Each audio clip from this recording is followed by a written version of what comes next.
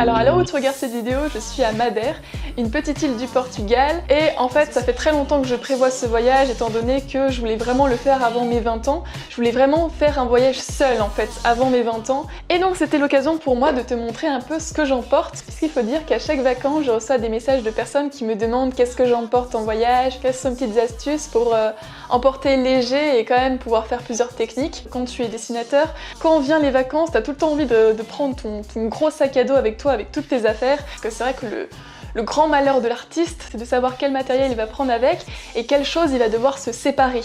Et ça, c'est vrai que c'est pas forcément évident quand on est habitué à avoir tout sous la main pour dessiner. Donc je vais te montrer les choses que j'utilise, que je vais utiliser pour ce voyage. Alors ce que je prends comme matériel, tout d'abord, parlons carnet.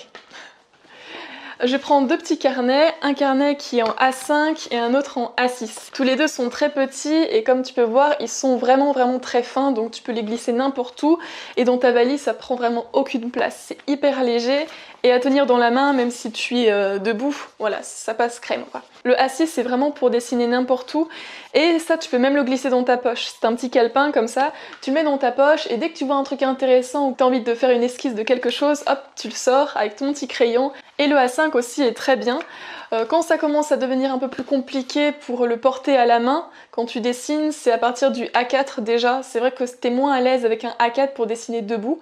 Donc le A4 c'est plutôt quand tu es installé sur un banc ou sur une table quoi, que tu fais pas forcément des dessins dans la rue. Et concernant l'épaisseur des pages, celui-ci a une épaisseur beaucoup plus grande que celui-ci. Forcément, si tu fais des techniques à l'eau, style aquarelle, c'est plus pratique d'avoir quand même des pages un peu plus épaisses, comme ça t'es sûr que ça gondole pas et tu es sûr que ta feuille ne se troue pas. Alors ces deux-là, je peux pas te dire les marques, tout simplement parce qu'ils sont fabriqués à la main.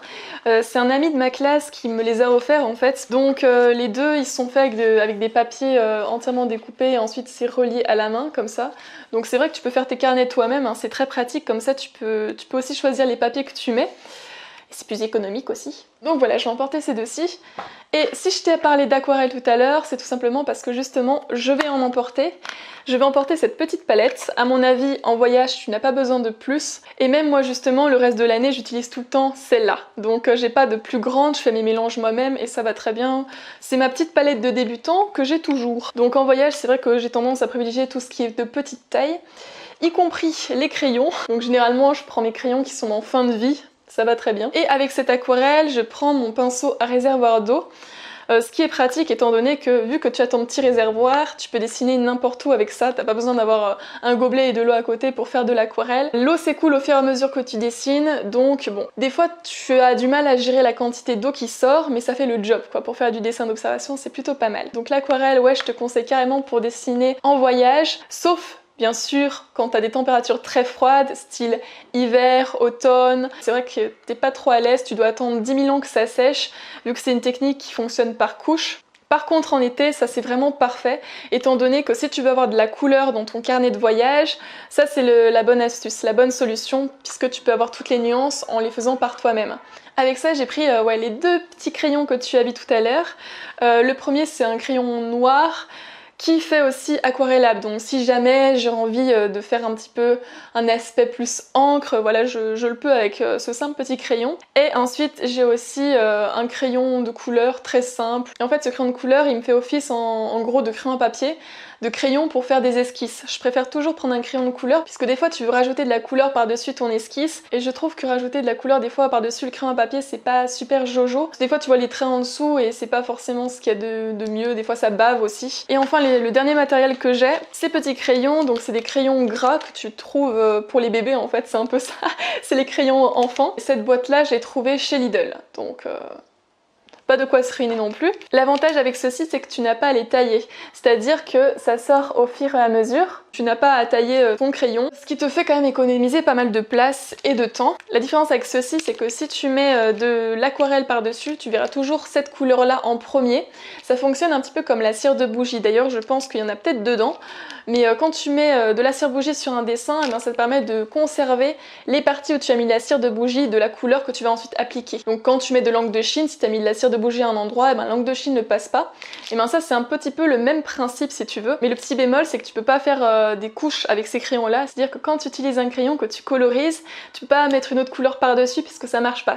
Mais moi je vois pas trop ça comme un bémol, je vois plutôt ça comme une contrainte qui améliore ta créativité. Je fais un peu partie des personnes qui pensent justement que les contraintes ça te permet d'être plus créatif et de faire des meilleurs dessins. Et c'est vrai que les dessins d'observation en voyage et le fait d'emporter peu de matériel, des fois c'est là où tu trouves de nouvelles astuces de dessin, où tu commences à faire un style plus impactant parce que justement tu as peu de matériel.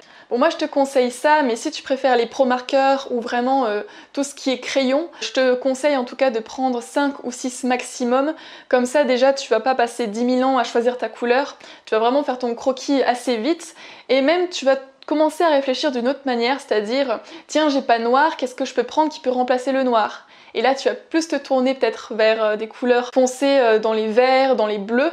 Moi généralement quand j'ai pas noir je prends du bleu foncé et ça marche très bien et justement ça fait un petit peu quelque chose d'impressionniste. Tu vois les impressionnistes ils n'utilisaient pas de noir, ils remplaçaient ça par du bleu. Et niveau coloris ça donne une gamme de couleurs assez belle je trouve en tout cas. Donc voilà ça c'est vraiment l'ensemble que je prends. T'as vu c'est pas grand chose et au moins t'as quand même de quoi faire.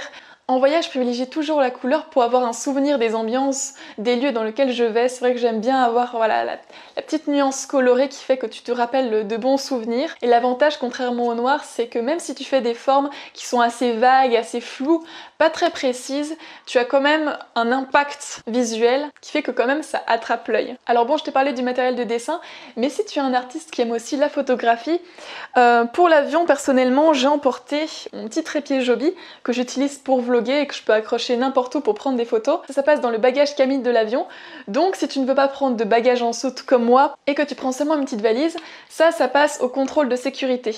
Par contre, même un petit trépied qui fait 40 cm, tu ne peux pas le prendre étant donné que les agents de sécurité considèrent ça comme une massue que tu peux frapper quelqu'un avec et que c'est très dangereux. Et ça, moi je pensais que c'était possible, mais Benjamin Sabet m'a dit que non, qu'effectivement c'est vrai que une fois sur 3 ça peut passer, mais le reste du temps, eh ben, ils te disent de laisser ton trépied à l'aéroport et ils le détruisent.